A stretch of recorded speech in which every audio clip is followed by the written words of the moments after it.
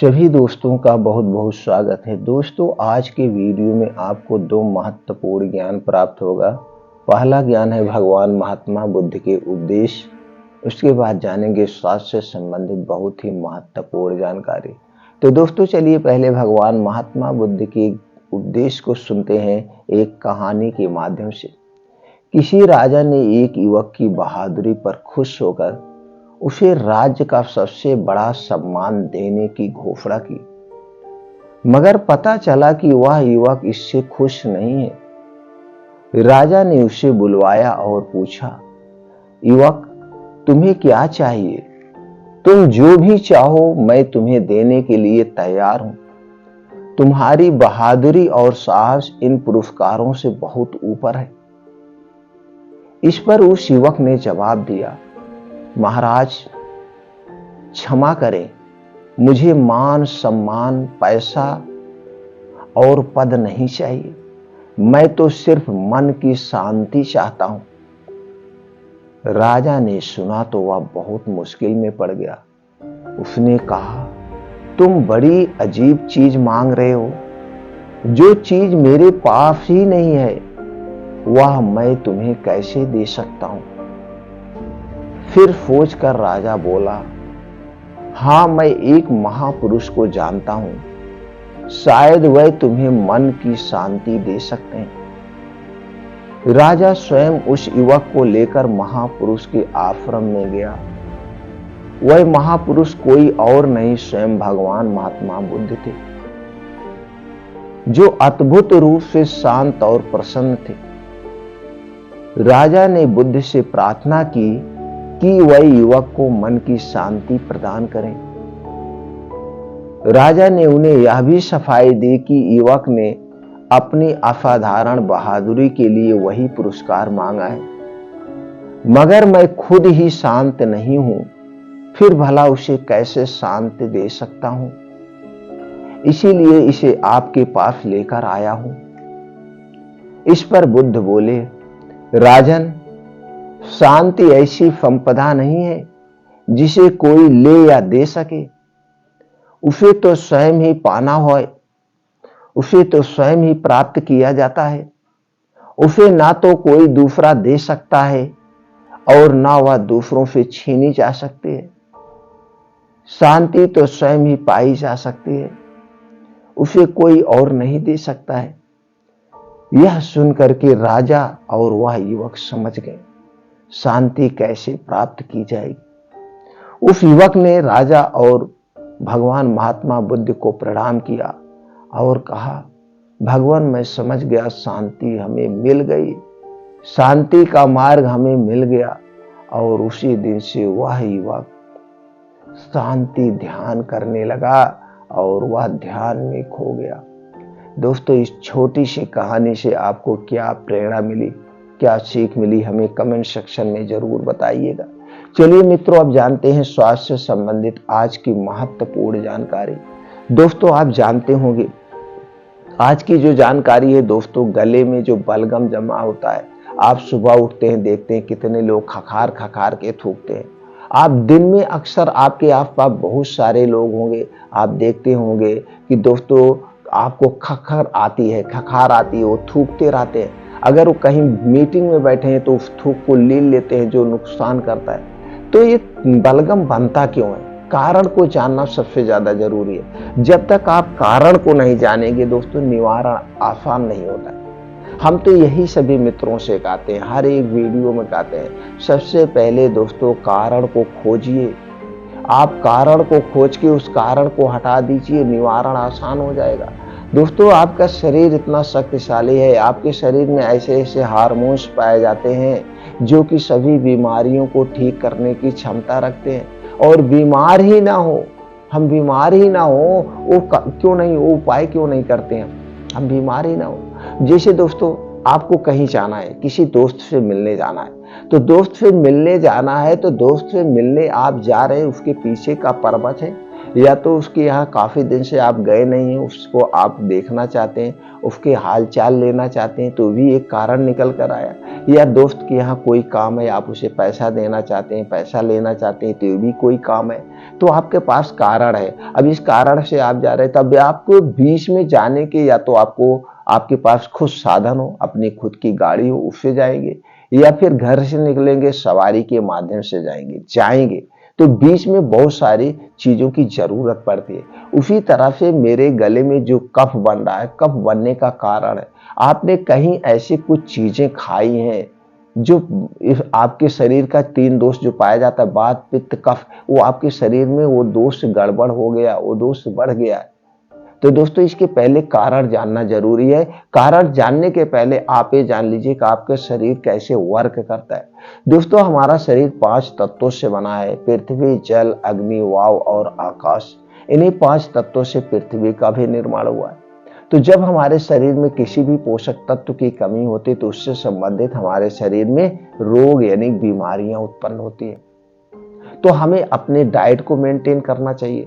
जब हमारी diet maintain रहेगी, सभी गुणों से संपन्न, सभी प्रोटीन विटामिन से संपन्न, तो इधर से हम बीमार नहीं होंगे। दूसरी तरफ दोस्तों हमारे शरीर में 3 दोष पाया जाता है, वात दोष, पित्त दोष और कफ दोष।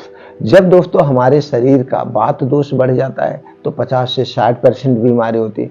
हमारे शरीर में जब पित्त दोष बढ़ जाता है तो 15 से 20% बीमारी होती है। हमारे शरीर में जब कफ दोष बढ़ जाता है तो 5 से 10% बीमारी होती है। और ये जो बलगम बन रहा है हमारे शरीर का कफ दोष बढ़ गया है। कफ दोष बढ़ गया तभी ये बलगम बन रहा है, तभी ये कफ बन रहा है। इसके बहुत सारे रीजन है। तो आपको वात पित्त कफ को जो बढ़ाने वाली चीजें उसे कभी मत खाइएगा। तो आज हम यहाँ पे जानेंगे वात पित्त कफ को बढ़ाने वाली चीजें कौन सी, उन्हें हमें नहीं खाना है। खास करके कफ को बढ़ाने वाली चीजें हमें नहीं खाना है। दूसरा कारण है दोस्तों कफ बढ़ने का, जैसे जब मौसम चेंज हो रहा है, दिनचर्या ऋतुचर्या, यानी कि जैसे गर्मी से ठंडी का समय आ रहा है, तो इस जब बीच का ये जो समय आता है, दोनों उतार चढ़ाव जब मौसम में होता है, कभी गर्म कभी ठंडा, कभी गर्म कभी ठंडा, या हम सफर में है कहीं कारण पर कपड़ा पहनने में लापरवाही कर जाते हैं, तो इस चेंजिंग मौसम की चेंजिंग की वजह से भी हमारे शरीर में ठंड लगती है, जिसकी वजह से कुछ बलगम कफ बनने लगते हैं।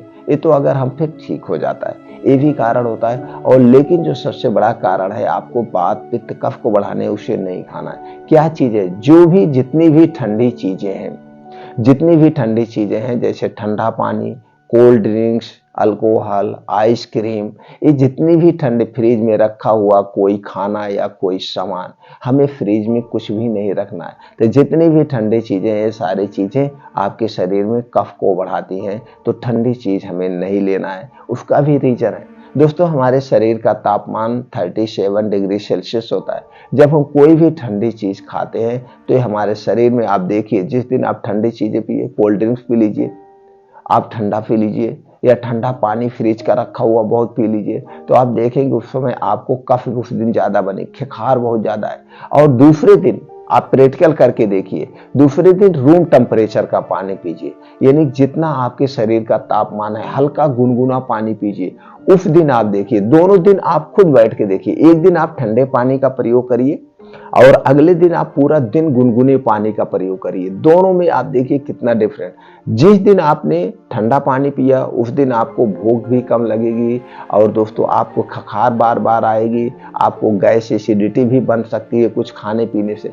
और अगले दिन आप उस दिन पूरा गुनगुना पानी पीजिए, आप देखेंगे उस दिन आपका खाना जल्दी से पच जाएगा, आपका बाथरूम बहुत साफ होगा, आपको भूख जल्दी जल्दी लगेगी, क्योंकि आपने अपने शरीर के हिसाब से काम किया है। तो इसलिए हमें अपने शरीर के टेम्परेचर के हिसाब से हर एक चीज खाना पीना चाहिए।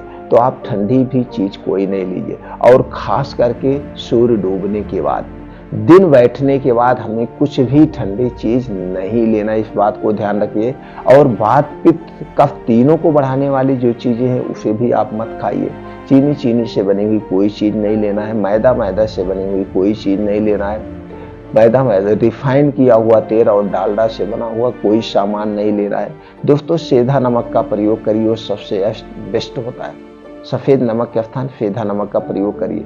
कोई भी डिब्बा बंद, पैकेट बंद, जंक फूड, फास्ट फूड, बाहर की जितनी भी चीजें हमें नहीं लेना है। हमें नहीं, ये सारी चीजें किससे बनती है? ये सारी चीजें चीनी से बनती हैं, मैदे से बनती है, रिफाइन या डालडे में निकाला जाता है। ऊपर से दोस्तों हमारे स्वाद को बढ़ाने के लिए इसमें कुछ बेस डाले जाते हैं, और इसे कलरफुल बनाने के लिए आर्टिफिशियल कलर डाला जाता है। और इसे दोस्तों 3 महीने, 6 महीने, 1 साल सुरक्षित रखने के लिए कुछ प्रिवेंटिव डाले जाते हैं, यानी कीटनाशक डाले जाते हैं जो हमारे स्वास्थ्य के लिए हानिकारक है। तो इसलिए ये सारी चीजें आप मत खाइए। जिसकी एक्सपायरी पड़ी उसे हमें नहीं लेना। हमें तुरंत बनाना है, तुरंत खाना है, ताजा हमें खाना है। यानी कि हम एक दिन से दूसरे दिन बनी हुई कोई भी चीज नहीं खाएंगे। ये प्रण कर लीजिए। ये सारी चीजें वात पित्त कफ को बढ़ाती है। इसका आप ध्यान रखिए। आपके शरीर में कभी कफ बनेगा ही नहीं, पित्त बनेगा ही। और अगली चीज क्या है? तली भुनी चीजों का कम प्रयोग करिए।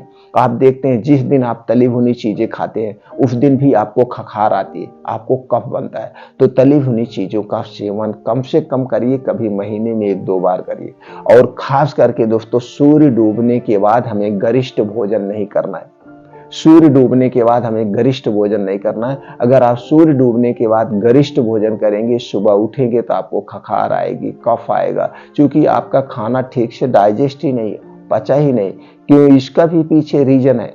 सूर्य डूबने के बाद दोस्तों हमारा जठर स्लो हो जाता है, हमारा पाचन तंत्र स्लो हो जाता है, तो जो कुछ ही हम खाते हैं वो पचता नहीं है। अगर आपको खाना खाना है, यह कि प्राचीन समय में यही होता था कि सूर्य डूबने के पहले हमें खाना खा लेना चाहिए।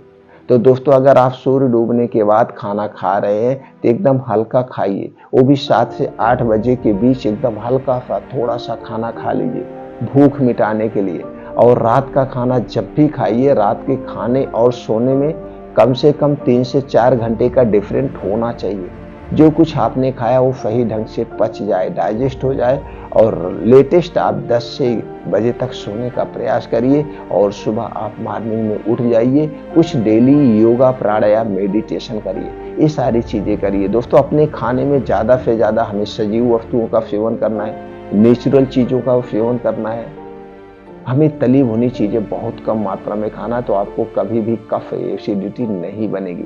ये हो गया। तो चलिए दोस्तों आज हम आपको 2 ऐसी चीजें बताएंगे, 2 ऐसे उपाय बताएंगे जो ये आपके गले में खखार है, जो कफ है, बलगम है, ये निकल के बाहर हो जाएगा। उसके साथ साथ आपके शरीर की बहुत सारी बीमारियों को भी दूर करेगा। तो कौन सी है 2 चीजें? पहला है दोस्तों आपको त्रिफला। इसका किसके साथ सेवन करना है, कैसे सेवन करना सबसे ज्यादा जरूरी वो होता है। तो ये पहले जान लेते हैं कि उसमें कौन कौन से पोषक तत्व पाए जाते हैं। दोस्तों त्रिफला में पाया जाता है vitamin C, vitamin B2, vitamin E, carbohydrate, fibre, antioxidant के साथ साथ फैपोनिन, टैनिन, पॉलीफिनोल, फ्लेवोनाइड्स जैसे गुण तत्व पाए जाते हैं। दूसरी चीज है वो है शहद। शहद में दोस्तों पाया जाता है फैक्टोज, carbohydrate, riboflavin, niacin, vitamin B6, vitamin C, vitamin D, amino acid, calcium, sugar, antioxidant जैसे गुण पाए जाते हैं। अगली चीज है वो है दोस्तों हल्दी। हल्दी में पाया जाता है curcumin, protein, carbohydrate, calcium, phosphorus, fibre, iron, copper, vitamin B6, vitamin C, vitamin E, vitamin K, antioxidant, antibiotic, anti inflammatory जैसे गुण तत्व पाए जाते हैं। अगली चीज है दोस्तों काली मिर्च। काली मिर्च में पाया जाता है anti bacterial, anti inflammatory, antioxidant, piperine, vitamin A, vitamin B1, vitamin B2, vitamin B12, vitamin C, vitamin K, sodium, potassium जैसे तत्व पाए जाते हैं। अगली चीज है वह दोस्तों दूध। दूध में पाया जाता है protein, calcium, vitamin A, vitamin B, vitamin E, vitamin B2, vitamin B12, vitamin B complex, phosphorus, iron, vitamin D and antioxidant जैसे तत्व पाए जाते हैं। तो दोस्तों आप समझ गए इस चीजों में क्या क्या पाया जाता है। अब यहाँ पे हम ये जानते हैं जो सबसे ज्यादा जरूरी है, कैसे प्रयोग करना है। प्रयोग करने की विधि जानते हैं। दोस्तों आपको लेना है त्रिफला चूर्ण 1 चम्मच, शहद 2 चम्मच। शहद अच्छी क्वालिटी का आपको लेना है। दोनों को एक में मिलाकर शाम को 5 से 6 बजे दोस्तों ये जब सूर्यास्त होने को होता है, सूर्यास्त के आधा घंटा पहले, वही शाम को 5 से 6 बजे, उस समय आपको अच्छी सी भूख लगती है। उसी समय से दोनों को मिला करके आपको ऐसे चाट लेना है। इसको खाने के 1 घंटे पहले कुछ नहीं खाना पीना है और इसे खाने के 2 घंटे बाद तक कुछ भी खाना पीना नहीं है। इस बात का आपको ध्यान रखेंगे। पहला उपाय है। दूसरा उपाय है दोस्तों, लेना है आपको 1 गिलास गाय का दूध। गाय का दूध, वो भी देसी गाय का मिल गया तो अच्छा है दोस्तों, नहीं तो आप भैंस का ले सकते हैं, लेकिन पैकेट का दूध नहीं चाहिए। पैकेट का दूध हानिकारक है, कभी भी पैकेट का दूध मत खाना मित्रों। तो आपका हो गया 1 गिलास गाय का दूध। अब उसी में मिलाना है आधी चम्मच हल्दी का पाउडर, आधे चम्मच हल्दी का पाउडर और 1 चुटकी काली मिर्च का पाउडर। 1 चुटकी काली मिर्च का पाउडर डाल के उस दूध को अच्छी तरह से उबाल लेना है। उबालने के बाद यही रात में खाना खाने के 1 घंटे के बाद इस दूध को पीना है। इस दूध को पीने के बाद आपको कुछ भी खाना पीना नहीं है। दूध पीने के 1 घंटे के बाद आपको सोना है, तुरंत आपको नहीं सोना है। इस बात का आपको ध्यान रखें। ये 2 उपाय करने से दोस्तों आपको कभी भी कफ नहीं बनेगा और जो कफ बन रहा हो, कफ ज्यादा से ज्यादा 21 दिन में पूरा हमेशा के लिए खत्म हो जाएगा। उसके साथ साथ ये आपके शरीर को हष्ट पुष्ट भी बना देगा। आपके शरीर में जो वात पित्त कफ पाया जाता है, तीनों को बैलेंस कर देगा। तो दोस्तों ये 2 उपाय अपना करके आप अपने शरीर में जो वात पित्त कफ बन रहा है उसे दूर कर सकते हैं, उसे ठीक कर सकते हैं। दोस्तों ये वीडियो उम्मीद करते हैं कि आपको अच्छी लगी होगी, ये जानकारी अच्छी लगी होगी। तो दोस्तों अपने यार दोस्तों के साथ जरूर शेयर करिए। फिर मिलते हैं अगले वीडियो में नई जानकारी के साथ।